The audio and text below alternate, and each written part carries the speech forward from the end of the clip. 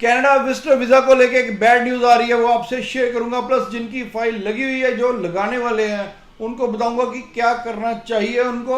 और सेकेंडली जो बहुत इंपॉर्टेंट है, आपसे डाटा भी शेयर करूंगा कि कितना इस टाइम पे डाटा है विजिटर वीजा का, कितनी फाइल्स स्टैंडर्ड टाइम पे चल रही है और कितनी बैकलॉग में जा चुकी है। सारी आपको इस वीडियो में इंफॉर्मेशन दूंगा। Bells Overseas, the sound of your future. Hello everyone, मैं कपिल भाटिया बेल्स ओवरसीज से आप कोई भी हमें क्वेश्चन पूछ सकते हैं नीचे कमेंट करके। हम हर कमेंट का आपको जवाब देते हैं। चाहे आप अपने विजिटर वीज़ा की फाइल बताना चाहते हैं कि आपने कब लगाई थी, कब तक आपका रिजल्ट एक्सपेक्टेड है, हम सारा बताएंगे। लेकिन जो कनाडा IRCC की तरफ से जो नई इन्फॉर्मेशन आई है, उसके अकॉर्डिंगली अब जो उन्होंने प्रोसेसिंग टाइम है वो 94 डेज कर दिया। यानी कि उनको सिर्फ फाइल प्रोसेस करने के लिए 94 डेज का मतलब 3 महीने से भी ज़्यादा का टाइम। यानी कि अगर आप फाइल लगाते हैं, मान लीजिए आप सितंबर एंड में बैठे हैं, तो हमारी जो रिजल्ट्स आएगा दिसंबर एंड तक आएगा।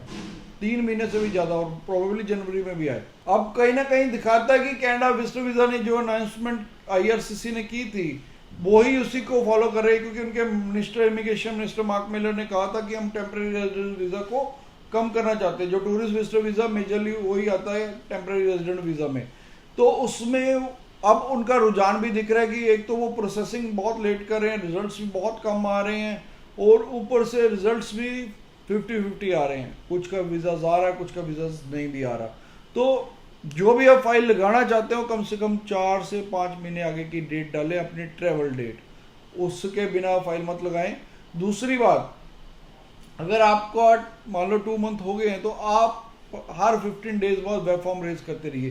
कारण क्या है कि बैकलॉग का जो डाटा 14 लाख के करीब फाइल पेंडिंग है टेम्परेरी रेजिडेंट वीजा की, उसमें से जो 7 लाख है वो तो इनका जो स्टैंडर्ड प्रोसेसिंग टाइम है उसके अंडर ही है। बाकी जो 7 लाख है बैकलॉग में जा चुका है। बैकलॉग में मतलब वो अगर मान लो आप 3 मंथ कह रहे हैं विजिटर वीजा के लिए, इसका मतलब उनका 3 मंथ से भी ज्यादा हो चुका है फाइल्स को। तो इसलिए उनका वेब फॉर्म रेज करना बहुत जरूरी है। प्लस जिनके 3 मंथ हो गए हैं उनको मेल भी करनी चाहिए। ये मेल स्क्रीन पे कनाडा हाई कमीशन इन दिल्ली, इनको मेल कर सकते हैं कि आप हमें रिजल्ट्स दीजिए। आप अपना रिजल्ट्स लेना आपका राइट है। बाकी ये है कि अब जो फाइल है पूरी स्ट्रॉन्ग लगनी चाहिए, स्ट्रॉन्ग फाइनेंशियल्स के साथ लगनी चाहिए।